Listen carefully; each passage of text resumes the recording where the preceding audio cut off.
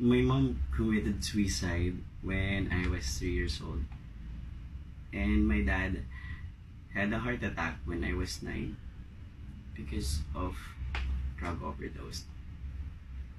I'm actually a product of child abuse, and I was passed on from one relative to another. No one really wanted me until I was lost on track.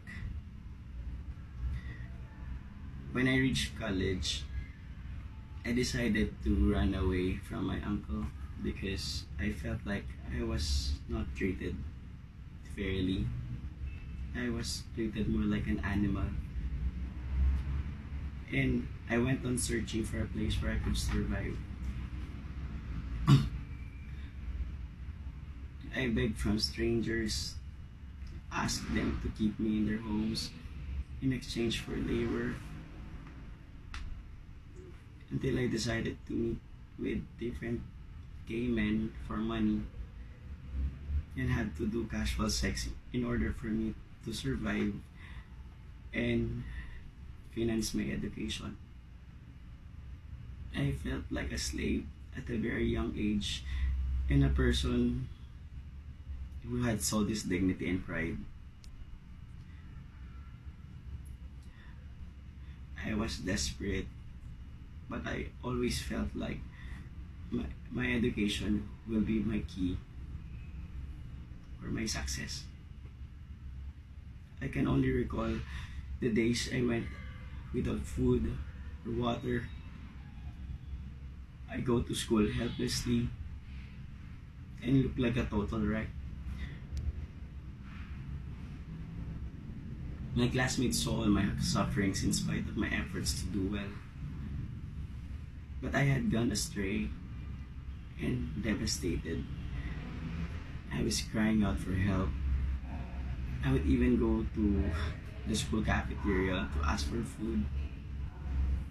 In exchange, I would wash the dishes and do errands for them. And I was really running out of options. I had to do something. Finally, my half-sister asked me to visit her in Manila. It would be the first time that we'll be seeing each other. She promised to aid me in pursuing my dreams. That was a very life-changing experience. For the first time, I felt someone really cared. All of a sudden, help was there. When I finally got to Manila, I tried my best to get myself back up with the help of my half-sister, my stepmom, and my aunt abroad. At that time, I had gonorrhea, and I was really afraid to tell my sister about it.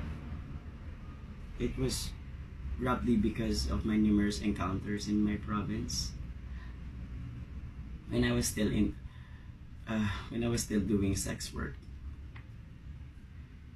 Finally, I get the courage to tell her about it, which made her very frustrated at me.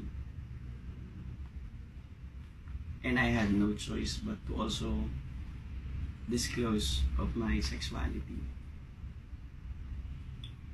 I tried to make it up by keeping my focus on my studies, and I promised her that I'll be somebody someday. But the worst was yet to come.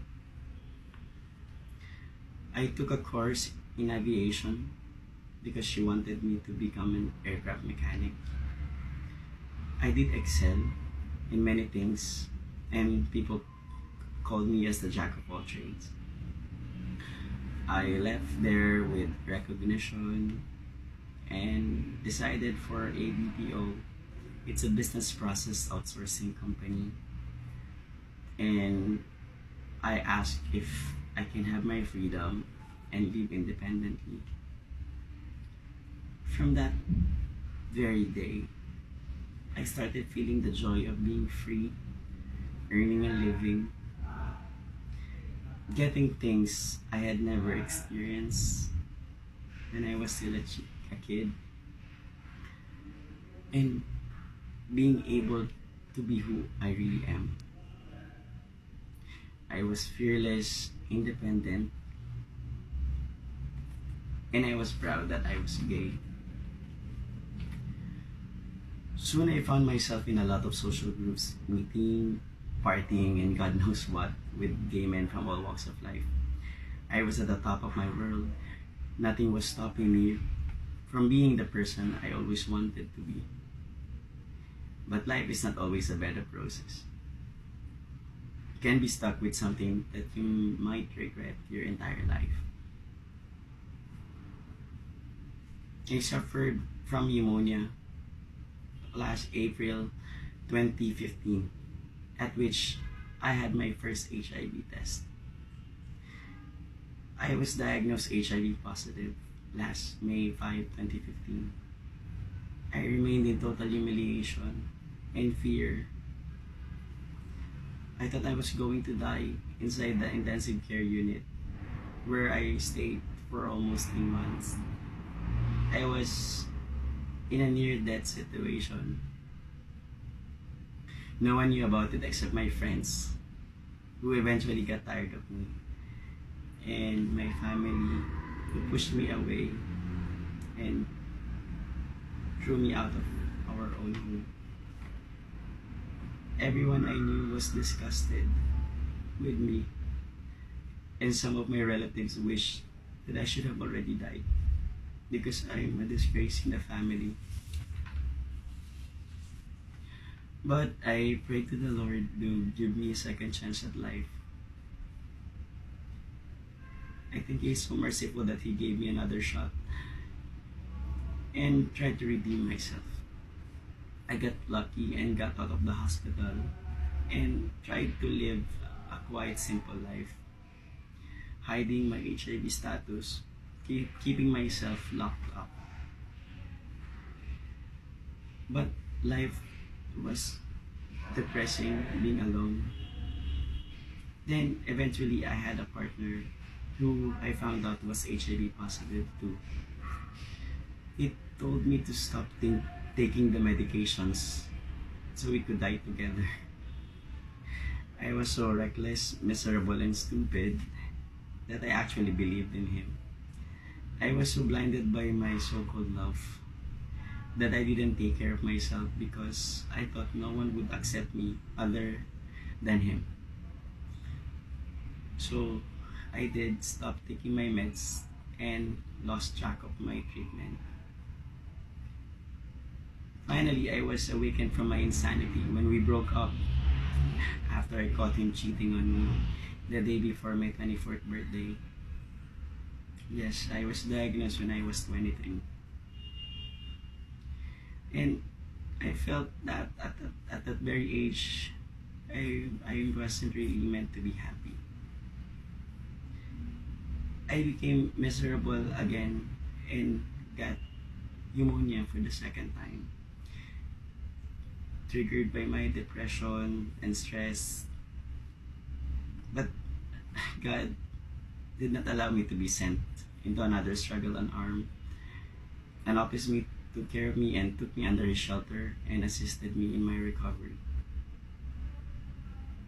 I was very thankful and grateful for what he has done to me, and I asked him, what am I going to do to be able to repay him? And he told me to just do the same thing that he has done for me, and that's enough payment. I finally got myself back up and worked for an understanding company, which I managed to disclose my HIV status, and that's where I met my new partner who understands me wholeheartedly and willing to sacrifice his all for me. I know I was a fool before, but now I am back on my meds and continuing to survive. I was diagnosed with HIV, and looking back, I could have nearly died several times, with all my dreams shattered, stopping right there and then. But God had been there for me, and He never gave up on me. He showed me light through those people who still believe in me, who understood me, that despite my illness, accepted me and gave me strength and became the reason to never give up. Sometimes family can be found outside the four corners of your room. They can even be not blood related. That is why I'm writing this. I want to tell everyone that happiness is not the absence of problems, but instead, it is attaining the solution to overcome these problems. I am not quite sure what the future beholds, but I am thankful that I am still alive. I am happy and strong, and I will keep on being this way and prove to everyone that I can still find it in myself to wake up in the morning and smile despite the agony I am feeling. I am not to be pitied. I need to be understood. I don't need special treatment. I just need respect. As long as you know in your heart that you've done your best, it's all that matters. People may not understand you all the time, but remember, it is not their expectations or opinions that define you. You do the best you can with what you have and where you are. Live in your own truth, and even if you make mistakes, it is alright. The lessons you will learn will make you stronger, wiser, and even more resilient. Just like me.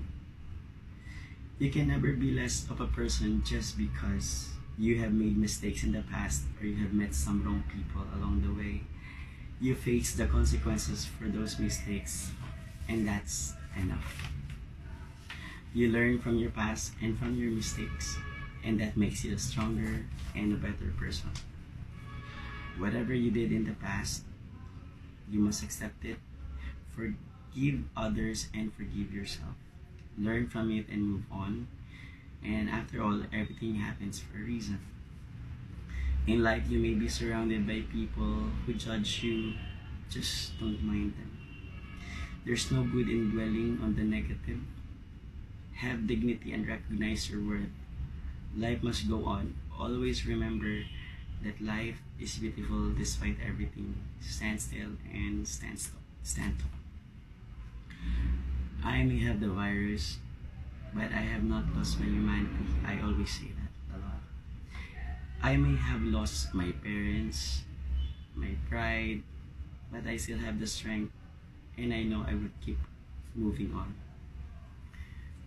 I thank God that this has happened, for I know it serves a great purpose. Nothing will make you happy until you choose to be happy. Your happiness will not come to you, it can only come from you. I will keep on striving until I hit my grave, and I will show the world that I am a person of great value and experience. Today, I have a very meaningful life. I'm very active with this advocacy in keeping the community informed about the truth about HIV. We should fight the virus, not the people who has them. I can be seen in a lot of social media platforms because of my urgency to call everyone about the need to fight the stigma and discrimination that we people living with HIV are struggling with. I'm seeing myself on national television saying things far beyond what I could have imagined, and putting a face to those who have been in the same condition as I am but cannot voice out for themselves. My work is not about bravery or showing up for publicity. It is a responsibility and a challenge. You have to be careful with the information and the words you speak, and be prepared to deal with all the criticisms that may be thrown at you. Believe me, it's not nice. No matter how painful, insensitive, or threatening it may get, I know someday people will understand. Amidst all this, I'm happy to have been given this opportunity to spread awareness and expand my advocacy.